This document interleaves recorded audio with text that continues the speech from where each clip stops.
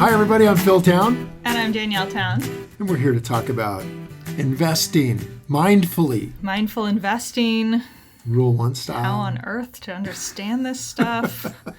That's what we're talking about. How you figure out what in the world should I do when everybody's telling me just diversify, put your money in a index fund, don't ever try to do this yourself, whatever you do. And we have a different point of view, dramatically different, that we're studying here on this blog. And it starts with realizing, It's a podcast. I'm sorry, the blog thing isn't what it is. Yeah. The podcast is what it is. And this is a huge step up in technology for me to go to a podcast. But here's the thing that's cool is that if you wanted to learn how to do something well, like let's say snowboard or ski or surf or write or whatever, right? You would go to people who are really good at it and you would copy them. And you'd say, oh, who's the best? Well, the best investors in the world, the very best one, obviously, is Warren Buffett. And right next to him is his partner, Charlie Munger. And right there with him are guys like Manesh Prabhai and David Einhorn and many more people who use these basic techniques that Buffett and his mentor, Ben Graham, pioneered and which have been effective at producing audited public rates of return. Like you can prove it for 50, 60 years of 20% plus, which is not supposed to happen. Yeah, but it that's does. insane. Yeah, crazy numbers. Like Buffett, if you'd put $10,000 with Buffett in 1960, you'd have $40 million today. If you put 10,000, Jeez, is that true? yeah, 10,000 in the stock market, you'd have like gosh. you'd have like 500,000 if you put the money in the stock market. There's got to be some people who did that. There are, and here's a classic story. There are people whose door Buffett knocked on and said, "Hey, would you let me have $10,000 to invest for you?" Who did it and made $40 million, and there are those who said no. Yeah, I mean, there's always the pain in those families. You would have said no because he didn't have the track record, and your whole thing is the track record. Would I have said no to a young guy he did have a little track record? You would have sat here on this podcast and told a story about how some guy showed up with no track record and tried to get you to invest, and you would never do that because it's not the Rule 1 style. You know what, though? If he had come in and said, here's how I'm doing it. I'm buying really good businesses and I'm buying them when they're on sale. I would have been really interested right there because you can't put your money with fund managers who do that. I don't know if you knew this. The 99.9% of the people you can put money with do not do that. They just buy wonderful companies, or at least they try to. But they don't worry about whether they're on sale or not. And that little difference there is the difference between having $500,000 after 40 years and having $40 million. Is that because they're focusing on day trading or more quick trading rather than a longer-term investment? Well, they say they're longer-term investors, and I'm talking about the guys who are running the biggest mutual funds in the world. They say they're longer-term investors, but the truth is about the average length of time a fund manager with a typical mutual fund holds a stock is like 2 or 3 months. So these guys aren't long-term investors per se. What they are is momentum investors. They want to buy something and have it go up right away. Mm-hmm. Warren Buffett buys stuff and hopes it goes down right away so he can buy some more. So these guys are trying to avoid those things which are going to go down right away. And if you do that, you either got to be able to call it right at the bottom perfectly or you're never buying stuff on sale. And in fact, there's a whole theory in the market. We'll get into this in another podcast, but there's an entire theory in the market that says you can't buy anything on sale. Wait till I tell you about that one. That's a beaut. But we'll get to that down the road. Yeah. Let's listen to Charlie Munger. I want you to hear Charlie Munger again. We've been starting these off with Charlie. So we've listened to this 5 or 6 times now. It's really long. It takes a minute. It's a whole minute. And he gives the 4 basic principles of investing according to him and Warren Buffett. So he gives them really quickly here. We've already talked about the first 2. And we're going to now, I think, talk about the third one. And the first one was you have to be capable of understanding the business. Yep. Keyword the capable. The second one was... The second one is you have to have... the intrinsic value. You have to Well, not intrinsic value, intrinsic characteristics. That's right. You have to figure We'll get to intrinsic value in another that's a different thing. Yeah. The intrinsic characteristics that create a durable competitive advantage. Exactamundo. Okay, this is really good. These are the keys, right, to really nailing it. So let's hear Charlie again. We'll repeat those two, and then we'll add a couple more. Here we go. Go, Charlie. We have to deal in things that we're capable of understanding. And then, once we're over that filter, we have to have a business with some intrinsic characteristics that give it a durable competitive advantage. And then, of course, we would vastly prefer a management in place with a lot of integrity and talent. And finally, no matter how wonderful it is, it's not worth an infinite price.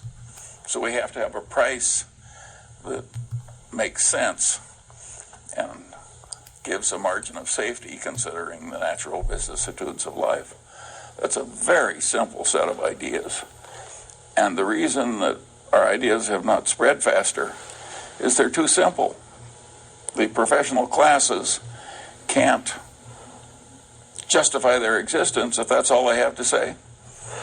I mean, it's all so obvious and so simple. What would they have to do with the rest of the semester? He just makes me laugh every single time. It's all so obvious and so simple. What would you do? And here we are in our several hours into this now. Absolutely. We're just sort of peeling back the onion. Yeah. Yeah, I think you could easily spend a lot of time on that. So it's actually, there's another reason, why the professors don't teach this stuff. And it isn't because it's so simple, although it is simple. What would they have to do? That's Charlie's sort of being, hyperbolic there, I think, a bit. The reason is because they don't believe you can do it. They just don't believe you can do it. They don't believe people can beat the market. And there's no way that's true when there's people who beat the market. Au contraire. It is absolutely true. And in fact, there have been entire careers made around the idea that you can't beat the market in academia. And they always have to deal with the Charlie Mungers of the world and the Warren Buffetts who just obviously slaughtered the market, not for once or twice or just a couple years. No, they beat it for 50, 60 years. Yeah, exactly. So how do you deal with that? Yeah. We're gonna talk about that next time. Oh, okay. Excellent tee up there, Dad. All right. Well done. Okay, now Never let's go. mind. We're going to go play another game. Let's switch topics. Yeah. So I don't want to get to that ahead of this because Charlie's doing this in an order for a reason. It's like you're entering this funnel. And at the top of the funnel is, are you capable of understanding this business that you're about to buy? Right. And then the next layer down is, hey, is this a really good business based on having intrinsic characteristics as the model of the business gives it a big moat, which makes it tough to compete with.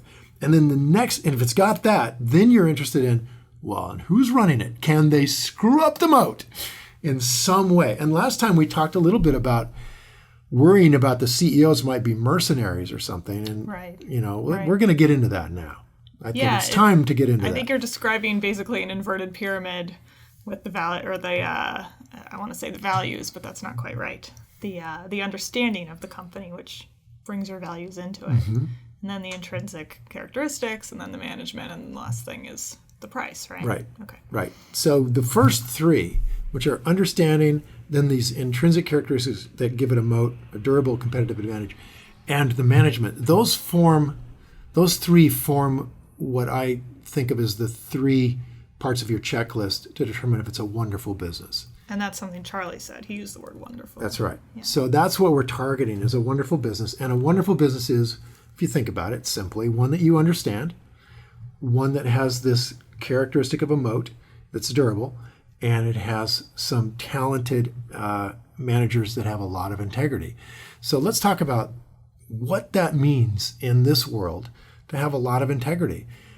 Because I think that item is something that they let slip off the Harvard course list. You just keep ragging on Harvard. They're the ones turning out these guys that are operating outside the boundaries of the big picture. And I don't say they're operating without integrity. But what I would say is that they have forgotten, many of the people who are running these companies have forgotten that in capitalism, in a place of freedom, there is a role of responsibility. With freedom comes great responsibility. And what I see, you're laughing. Why are you laughing? Because it's just, isn't that from Star Wars? It is? Is that Obi-Wan Kenobi? Which one is it? It's Yoda. It's Yoda. Oh, man, I need to be working on my Yoda accent. But just because Yoda said it doesn't make it not true. Doesn't make it untrue or true. It's part of the thing. It's part of Star Wars. And so we can say we don't know, but we can explore if this is true. And I think that it might be true. I feel like this, that the people who, we use the word manager or management, Charlie just used those words, but we didn't use the word leadership. And I think that we sort of assume that the people who are managing these businesses are the leaders of the business. That may be a false assumption. So when I'm looking at this on my checklist, and I know that what I'm looking for is a management team with a lot of integrity and talent, to quote Charlie, I want to think of that in a certain kind of way. So if you'll grant me a minute, I want to jump into that. About what do you mean by integrity? Sure, yeah. Okay. So integrity is really sort of the idea that what you see is what you get. You know, you're an integrated human being. You're not presenting one picture to the outside, but you're something different on the inside. And on the basis of that definition, I would say we've got a lot of people running these companies who are not integrated. So can we just go back for a minute? Mm-hmm. You're talking about information that you have about people who are managing companies. Yeah. Before we even discuss our opinion of that management style, where do you get information about these people? Well, it used to be it was really hard to get information. You'd have to hope somebody interviewed them and really dug in, and it would be in the New York Times, it would be in the Wall Street Journal, it would be in the periodicals that we talked about early on in terms of coming to understand this business. So the first step in understanding who's running a company, the management team, is understanding the industry they're in. That's why Charlie's got that up at the top. So if you don't have that in your canyon, if that's not part of your circle of competence, if it's not what you really understand, then it's very hard to judge the management team. But if it is, if you understand Chipotle Grill's industry, then you could have a better chance of understanding what this management team is doing, because they are going to write about their industry in the 10Ks. They're going to talk about it in the quarterly earnings reports. And all of this is stuff you have access to as an investor that it was hard to get back in the old days. And you'd have to send away for the annual report, and they would send it to you, and you get it 2 weeks later. And, so the time factor here has changed dramatically. I can now go online and read all I want to read about a company in a matter of just, an hour or something to get an idea if I really am interested in that company. Yeah, it's easy to grab those reports off the SEC's website. Yeah, man. So you get to see, is the CEO explaining this industry the way I understand it? Because now I understand the industry, and here I'm listening to him talk about it, and it's I was reading a report from the new CEO of Coach, which makes handbags, except that he's talking to me about some kind of new company he's creating. I'm like reading this report. This was in the 10K, in the 10K or another one? Yeah, in the 10K. I'm like, whoa, this guy's not leading a handbag company anymore.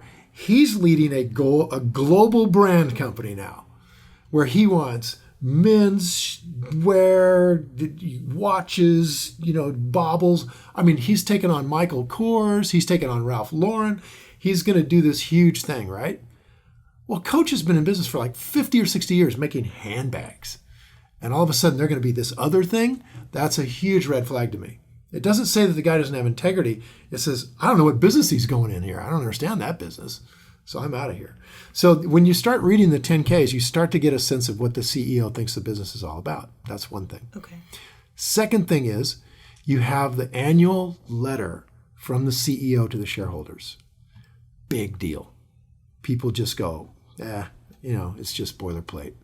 Well, if it's just boilerplate, that tells me something about the CEO. It tells me he's not willing on a once-a-year basis to tell me as the owner of his company what's going on. Mm-hmm. Where are his problems? Where are his, the big audacious goal that he's got? Give me some of that. These guys write these letters and they're like, our employees did really good this year and we achieved all of our goals and it was a tough year, but we made it. And it's just a bunch of blah. It doesn't tell you anything that you would need to judge the value of this business, right? And when they write those kinds of letters, I always think they're doing it on purpose. If they're doing it on purpose, I think maybe they're not being fully honest. Exactly. And if they're not doing it on purpose, I'm thinking, clueless. Yeah. Right. Be purposeful. Be purposeful. So here's an example of a letter that you should read to get an idea what a letter should look like from a CEO. You go to Berkshire Hathaway online and just Google Berkshire Hathaway, go to the website, click on it, and you'll see the chairman's letters. Click on that link, and you'll get all the letters that Warren Buffett has written since like 1971. And just start reading them. Pick any one of them. And what you're going to see is a CEO who's completely open about the mistakes he's made in the last year that cost you money as an owner, the things he did right, the good people who are working, the parts of the business that are doing well, the parts that are doing badly, come on, man, it's a great letter. And why don't all the CEOs do that?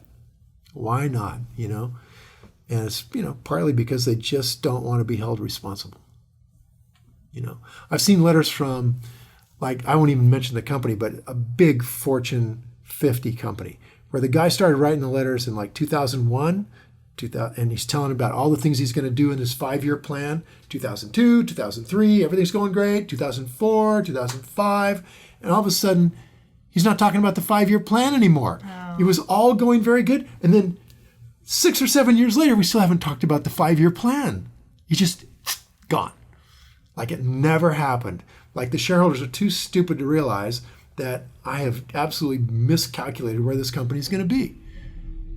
I mean, that kind of stuff to me, that's just acting without integrity. Okay? That is, it's not being intellectually honest. It's not saying, hey, here's something I've been talking about for the last 4 years. Here's what happened with it. It didn't go the way I thought it was going to. Yeah. So by contrast, Ginny Rometty at IBM was handed this really messy situation from her predecessor at IBM, who had already committed that IBM would be at $20 a share in 2015. She inherited his promise to the world, and last year she said, we're not going to do that. So she acknowledged it. And made a comment on it. This is the wrong thing for this company to be doing. It's not right for our shareholders. It's putting false values on our team. We got everybody scrambling to make a false number when what we should be doing is building for the long run. I said, yeah, Ginny Rometty.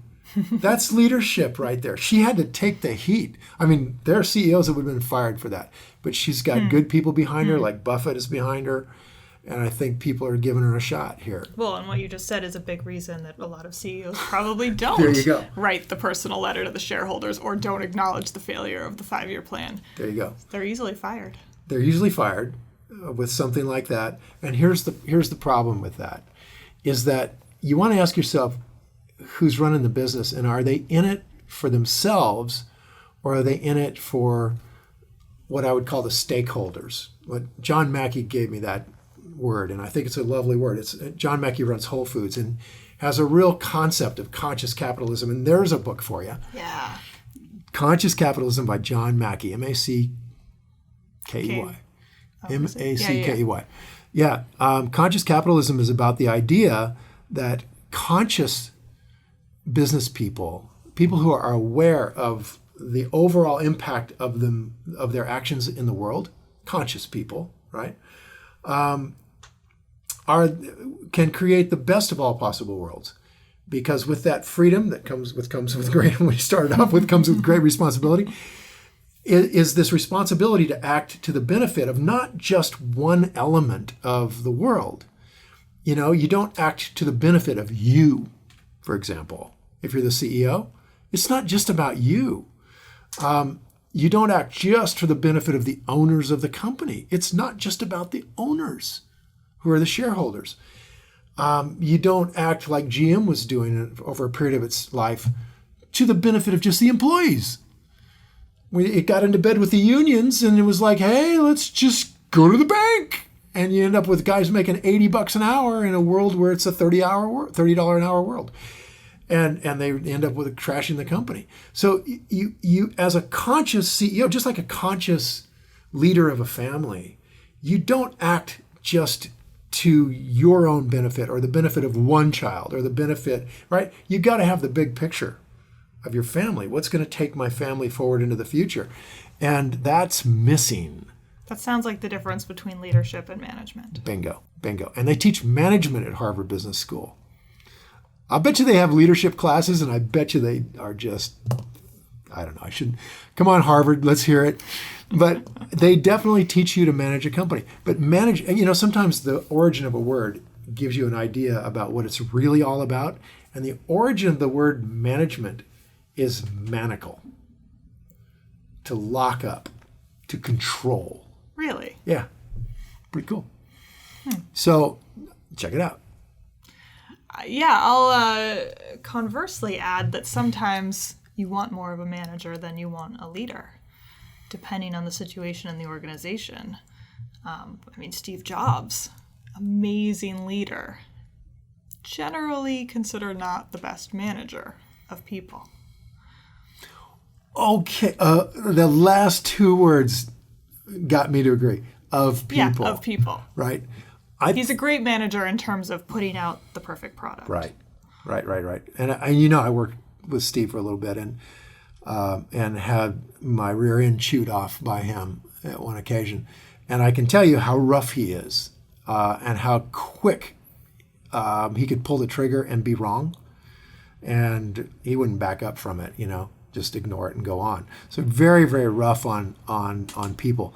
But like you said, the intensity that he had and his big, gigantic, huge, audacious goals that he was setting and his incredible focus and talent and consciousness on what a great product should look like, that drove that company. Absolutely. And it made people just suck it up. It's like being around Patton, General Well, it's Patton. like you have to have a leader.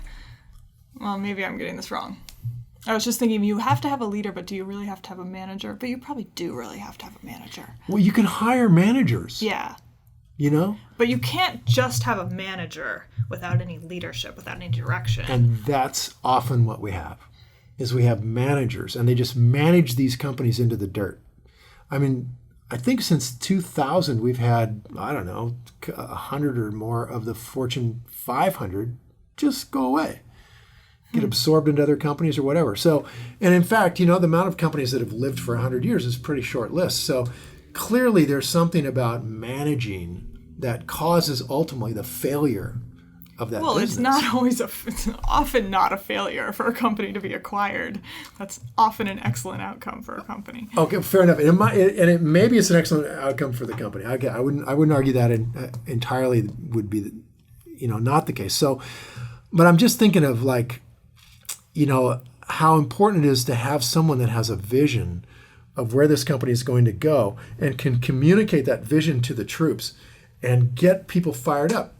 And so one of the criteria that we have as sort of this Warren Buffett style investor is we love it when managers have a big audacious goal.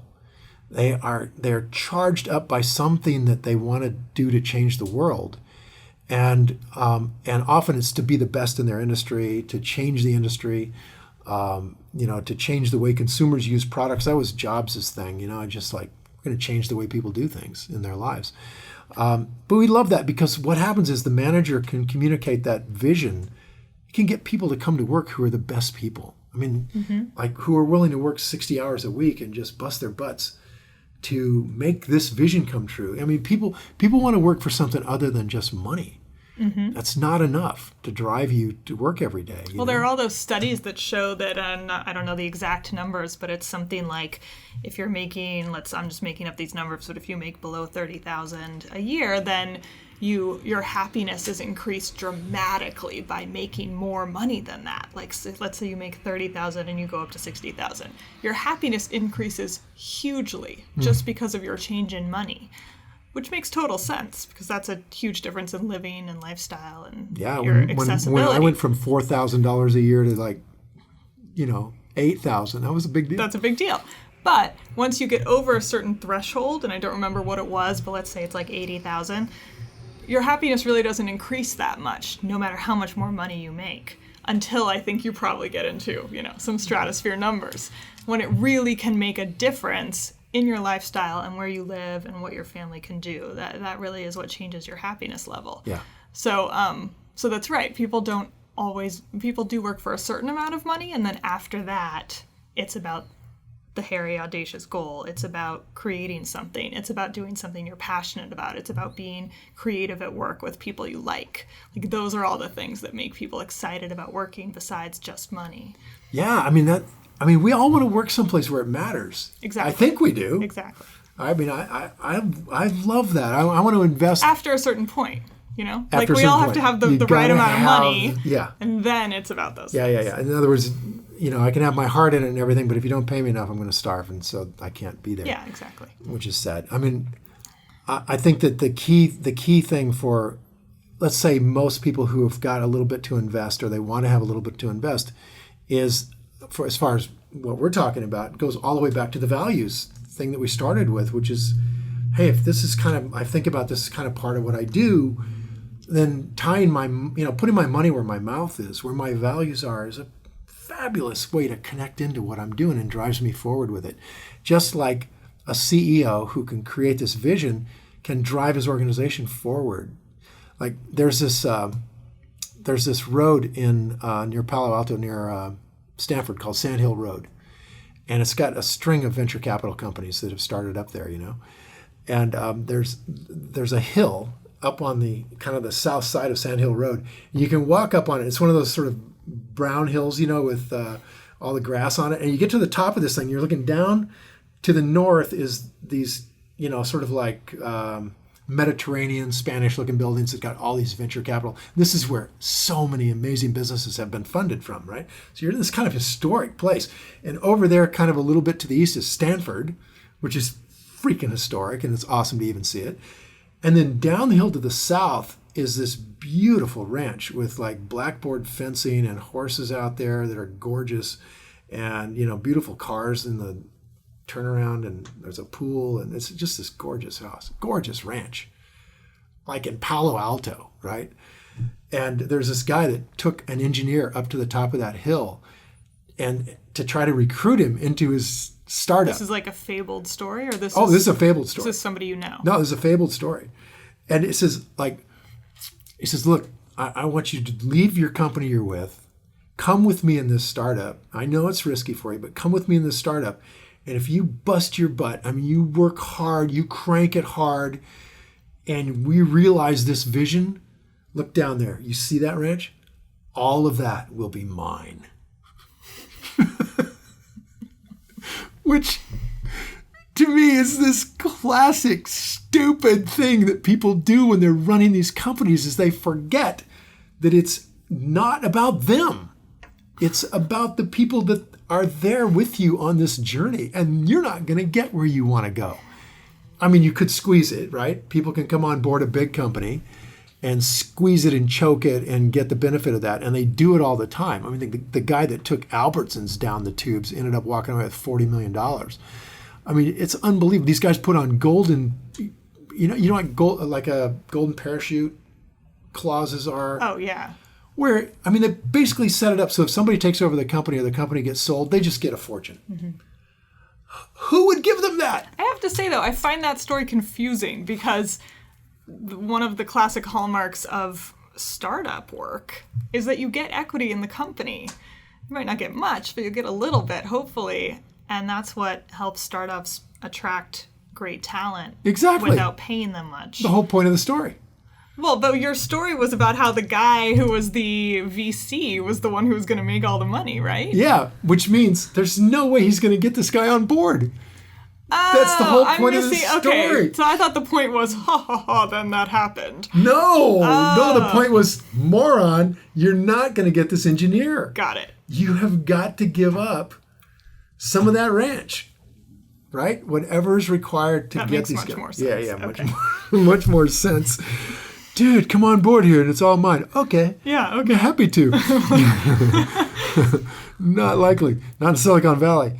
And yet, that's the way CEOs operate a lot of public companies. Once they've gotten big, they think it can be their own little piggy bank. Yeah, it's a really interesting contrast between a startup and a very well-established public company, is that startups very consciously cannot exist without talented people coming in and making it happen. And that's why they give up part of their equity from founders to their employees and from VCs to employees to attract those people, because the company just will not work without those people.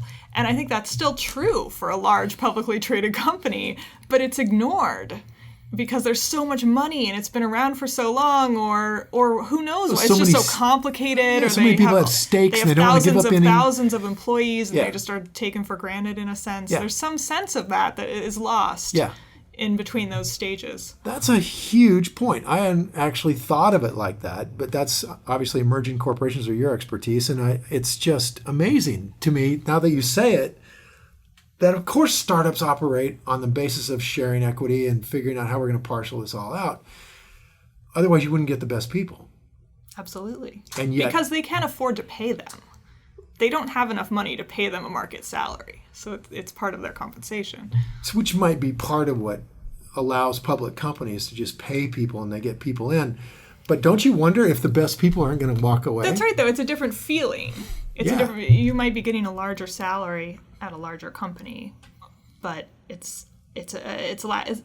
To go back to your word, you don't have the same stake. You're not a stakeholder in the same way in that larger company. So there's a couple of pieces here. First is, think about the fact that you're looking for a CEO that has more than himself and the shareholders' interests. He's looking at the employees. I want to see what John Mackey said. He said, I want a CEO, a conscious CEO should have really passionate employees, passionate customers, partners with their suppliers. They're in a partnership, not an adversarial relationship. Like Walmart's in an adversarial relationship with everybody, trying to beat them down all the time. Let's make a partnership. You've got trying to improve the environment that you're in, right? I mean, we walk around, we squish bugs, right? Maybe we should walk on air, but we don't. So you try to improve your environment. You try to have a community that embraces you being there and address the community issues. So all of these and more are part of what a conscious CEO is taking in and enveloping, and trying to balance all of this in a great way. And part of that is, I think John Mackey does it so well at Whole Foods by having a mission that is so awesome. I mean, he states it every single letter you ever read about him. It's like whole people, whole earth, whole food, whole people, whole earth. And if you sign on at Whole Foods, which is, by the way, rated one of the top companies to work for in the world, you sign on there, you better sign on to that agenda. In fact, you won't get a job at Whole Foods unless your team that you want to get on board with believes that you believe that passionately. And those people are evangelical about their whole mission down there. And I'll tell you something else. You and I just went down and ate at Chipotle, right? Which is a company that has a mission. It's fast casual, and it has an idea of bringing in natural ingredients, antibiotic-free meat. And meat that's walking around. It's not in a cage. I'm so excited about. I am too. And it's the step they can take, right? And they'll take more in the future if they can, because they're leading That's right. I think that's really important what you just said. It's hard for a startup to do everything right from the very beginning and still grow and make money. Yeah. And so I think Chipotle has done a great job of doing what they can at each step along the way. I do too. And guess what? We're served by a guy who's behind the counter, and I say, hey, give me a double load of that guacamole right there, And he puts it on, and I'm laughing because I love it. And he starts laughing. I go, what are you doing? He goes, what did he say? Something like, I don't know, I just really enjoy watching you, Yeah, like, he thought it was hilarious that you were so into the guacamole. Exactly. And then he only charged you for one scoop, which was very nice. Did he really? Oh my gosh. Okay, but don't say that on the air. So, but he was enjoying what he's doing there, that he's got customers who are excited about what he's got to sell. And I love a company that's like that. I just think it's so critical that companies build on that basis, So this is all kind of, you can read about this in Conscious Capitalism, what Mackey has to say, and I think it's worth pursuing if you're going to be an investor because it ties back into your values. Now, you don't have to have that set of values, but if you don't have a set of values, that's a good one to start with, right there. So that's kind of the stuff I look at. I look at, is this manager passionate about what they're doing? Are they leading from the point of view of a big, audacious goal? Are they stakeholder-oriented? And finally, do I think they're really telling me the truth? Are they an honest, owner-oriented guy? They're going to let me know what's really going on. And so we were talking about how do you figure that out? Right. Right. So we talked about the 10K, the 10 Qs. If you don't know what the 10 Qs are, these are quarterly reports that come out. And reading them is important. You got to do that. But the key is every quarter, these CEOs come out and give an earnings report to analysts of public companies. And that is really interesting stuff. And all of those quarterly earning reports they're right on the company's website. They tell you what date it's going to be. Make a little note on your calendar to attend if you're going to be an owner or you're interested. Are you talking about the call with the shareholders? Yeah, the call. Okay. And so the report itself is just a report. Yeah. And then they also, along when it comes out, they usually have a call with shareholders. Exactly. Like they issue it out of that day, and then that afternoon they have a call. And the cool thing about this is typically the CEO gets on that quarterly report or earnings report, and you're listening to the CEO explain to Wall Street, this is my favorite part, Wall Street MBAs from Harvard, Wharton, Princeton, smart people who are trying to become ultimately either top-level analysts or their own hedge fund or their own mutual fund. So they're looking to demonstrate that they're knowledgeable about this business and try to find something about this business that someone hasn't explained, that they feel is a little bit of a gray area. And so the CEO gives his 30-minute report on what's going on. Typically the CFO, Chief Financial Officer, kicks in and explains the numbers. And then you get 30 minutes of Q&A. And man, you listen to those and you will start to you'll start to feel the character of the CEO. You'll hear him or her answer questions directly, completely, concisely, or wallow all over the place like you didn't understand the question. You'd be going like, whoa. This guy didn't understand that guy's question. Or he intentionally is obfuscating the issue, just completely throwing smoke. I mean, you can hear it when somebody's just blowing smoke. And that would give you pause, right? So you actually listen to the tapes? Yeah. Listen to them. Do companies put them up on their websites, or do you have to go to the SEC's website for that? No, you can. The companies almost always put it on their website. And you can also read the transcript on a website called Seeking Alpha. So if you miss it, you listen. You can listen to it later, or you can scan the transcript. And if you see anything in there, you can go back and listen. But you should really listen to a few because that gives you an idea who the people are, whether you trust them or not. And ultimately, that's what it's coming down to. Charlie says, I want a manager with a lot of integrity and talent. Why integrity? Because I want to trust that the guy's telling me the truth, the whole truth. So finding that out is a little bit of a process. You just listen to the 10Ks. It helps if the people have got a track record, by the way. You can look up their bio. And if they've had, one outstanding company after another, chances are they're really a hotshot manager. And, then you listen to the 10K, the 10Q reports. Yeah, that's a good point. You could see what made them leave their previous company, how much they got paid to leave. Exactly. And you get to see if people are leaving Home Depot and going to run Chrysler. It's like, wonder if that guy's a mercenary. Or did he suddenly go from being absolutely all passionate about, home supplies to suddenly passionate about automobiles. Could he just be a really great CEO who wanted a new challenge? Yeah, it could be a really great CEO that wanted a new challenge. But to me, it's a little bit You're like no. well, you're watching me roll my eyes a little bit because I'm just thinking, it's like watching Steve Jobs leave Apple and go to Ford. It's just such a huge step. It's a different, I don't know. I mean, Steve kind Jobs of goes thing. from Apple to Next to Pixar. Yeah. All of which he started himself. Or jumped into. But there are very talented CEOs out there who are excellent at leading companies and I would think occasionally switch companies without having started any of them. And you're kind of looking skeptical I'm about trying that to idea. think. Put it like this.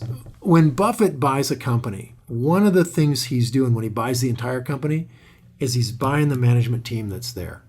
Because why? He doesn't want to run it. He doesn't want to have to take it over. A lot of people have the mistaken idea that Buffett has made these much higher than market rates of return because he gets involved and changes the nature of the company because he's such a great business guy.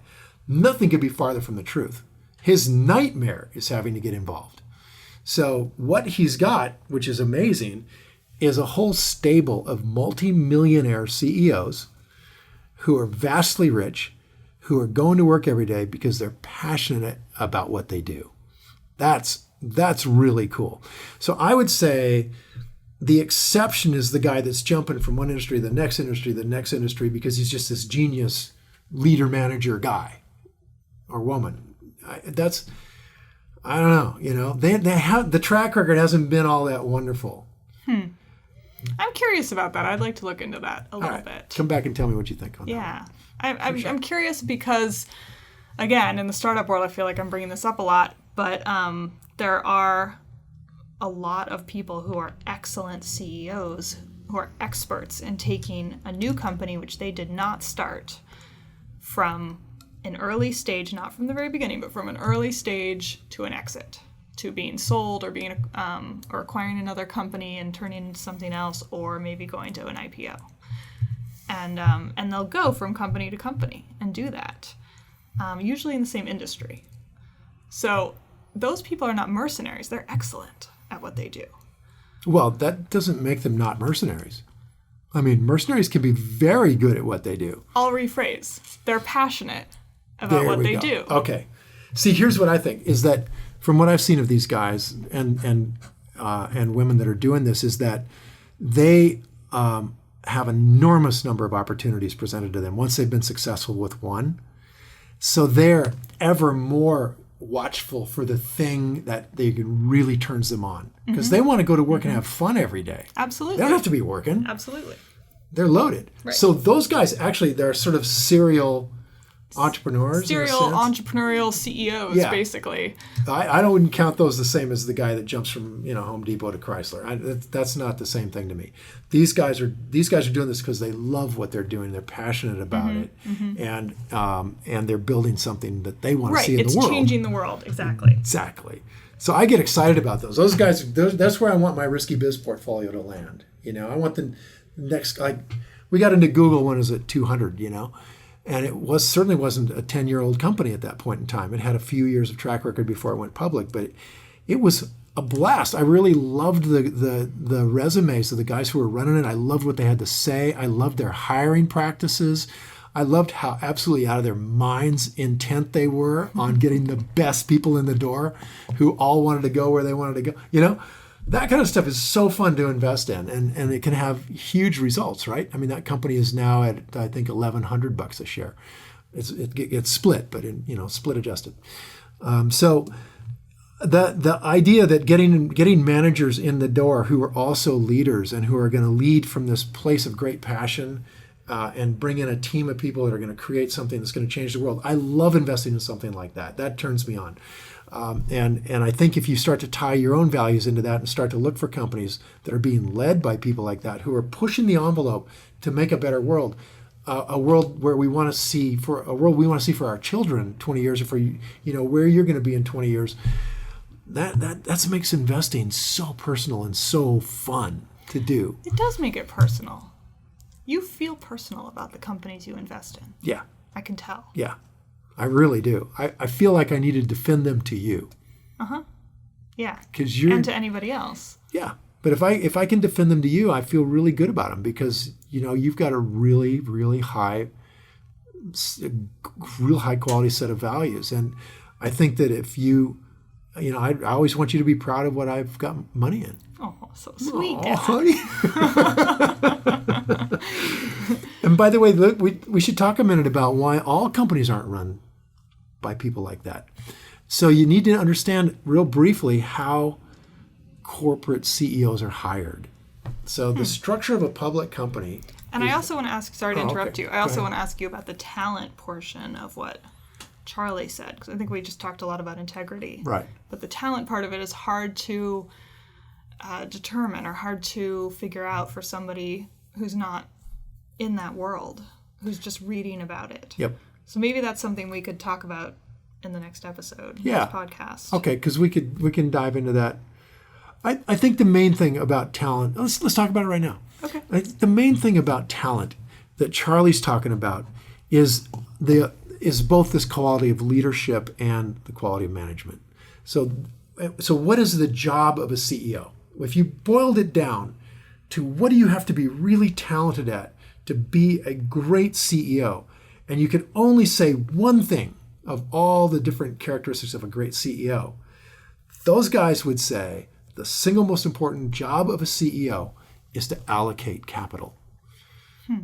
So it's kind of like you're the head of the family and you're deciding where to spend the limited amount of dollars you've got. You want to go on vacation? Should we buy a house? Should we get that other car, a refrigerator? Should we invest? So allocation of capital is where are you going to put the money? And it comes down to a couple of real big decisions at any given point in time. One decision is, do we keep it or do we give it back to the people who own it, which means the shareholders? If we keep it, then we have to produce a high what? Return on equity. Ah, yeah! I learned something. Look at that. So I'm going to look at this. What these guys want is someone with the integrity to honestly make that decision rather than to do the things that are in their best interest, like get the Gulfstream jet, right? Right. Every CEO would like to have a Gulfstream jet. So I don't want you to buy a Gulfstream jet. I would like to have a Gulfstream jet. I'm just putting that into the world. I didn't mean to interrupt. Continue. It's okay. That's okay. I like that. I didn't know that. Really? Oh, yeah? That's news to you? Oh, my gosh. I still remember your 4th birthday where I took you to the 4 Seasons. We went to the 5 Seasons. Well, Dad. it was the 5 Seasons. It was so exciting. For room service. In Des Moines. For room service. That's right. There we go. That was right then I knew. So this idea that you have a manager and a CEO that's got integrity and talent around what? Well, the first thing is, do they allocate capital well? And so the answer to that is, what have they been doing? If they're being promoted through the inside of the company, they probably are making some good decisions about how to allocate capital. Like over at Whole Foods, if you're running the produce department at Whole Foods at a single market, you have capital allocation responsibility. That far down. They've pushed it. Mackey has pushed it that far down to his department heads are making capital allocation decisions. I mean, really like entrepreneurs. That's really extraordinary. Oh, man. In a company of that size, with it being so important in each market for things to be done properly. Yeah. That's really extraordinary. Yeah. It's an amazing thing. It's one of the really amazing, wonderful things about Whole Foods that makes it so profitable compared to most grocery stores is that they've pushed those decisions on where to allocate capital down to such a low level that very little capital is wasted in that company. They have very high returns on equity as a result of that. So, well, and they charge a lot for their food. Well, they're getting to where they're getting rid of that, actually. Oh, yeah. The stuff that's apples to apples from them and other grocery stores, they're starting to charge the same stuff. They've turned the corner on this. I have not noticed that. I'm reading to you from the 10K. I hope he's not BSing me on me. That would be a terrible thing. The flagship one in in Boulder is still got it up there. I mean, it's not horrible. It's not inexpensive. I would say, it's about what I would expect to pay for excellent quality organic produce. Okay, there you go. Yeah. There you go. But like, I think I was actually telling you a little while ago, I stopped eating sweets, and so I've been buying a lot of raspberries because I like them and they're sweet. And so I've become quite an expert on raspberry prices and raspberry quality. And I went to Trader Joe's and bought their organic raspberries, which are about $1 to $2 cheaper than Whole Foods. And I was so excited, got my cheaper organic raspberries, took them home, and they were not very good. Oh. And they're the exact same brand as the ones at Whole Foods. They're the Driscolls, whatever. Wow. And so then I went to Whole Foods and bought the more expensive ones, and they were so much better. Again, same brand. So Whole Foods is getting the better product from that supplier. Yep. And they obviously are paying them for that. Wow. That's a moat.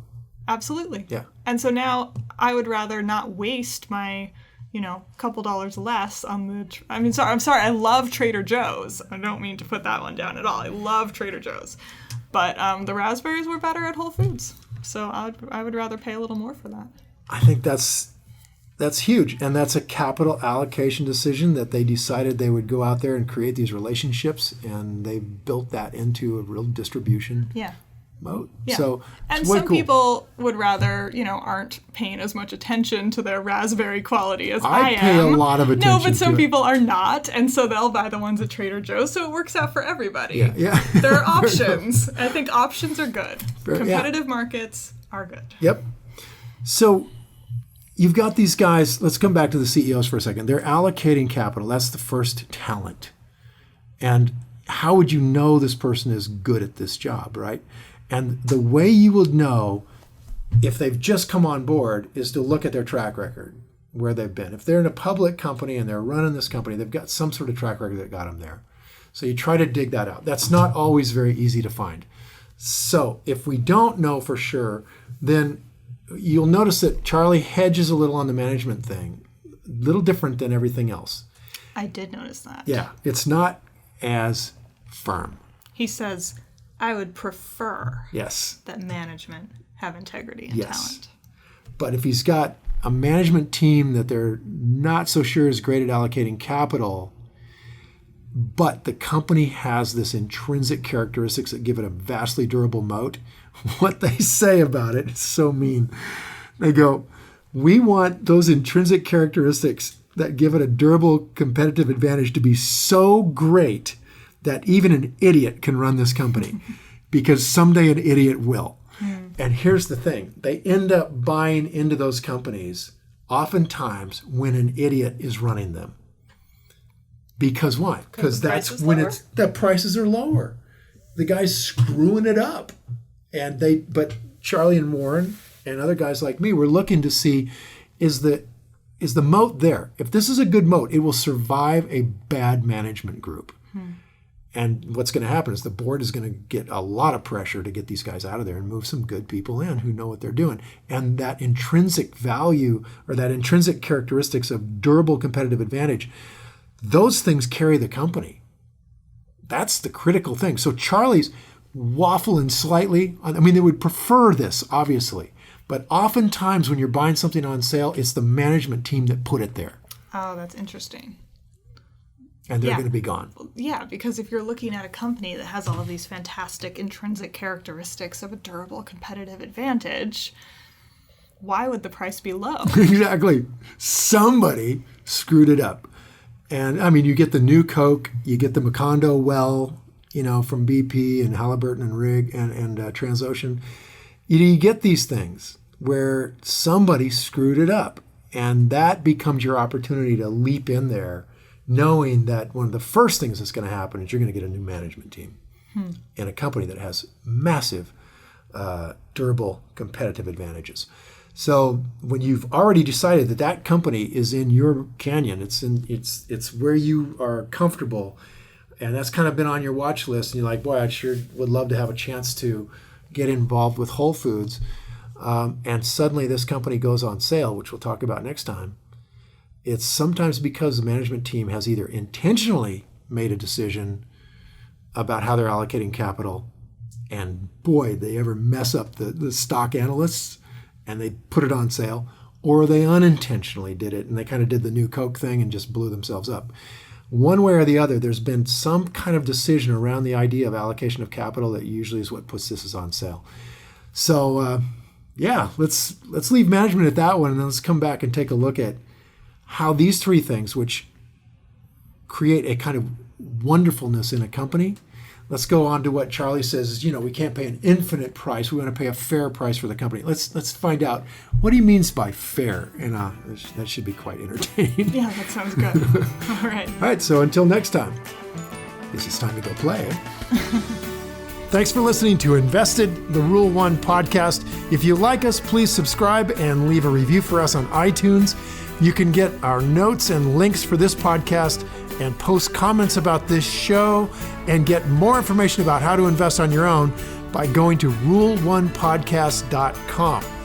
Everything we've discussed in this podcast is either Danielle's opinion or my opinion and is not to be taken as investment advice because I am not your investment advisor, nor have I considered your personal situation as your fiduciary. This podcast is for your entertainment and education only, and I hope you've enjoyed it. So until next week, it's time to go play. See ya.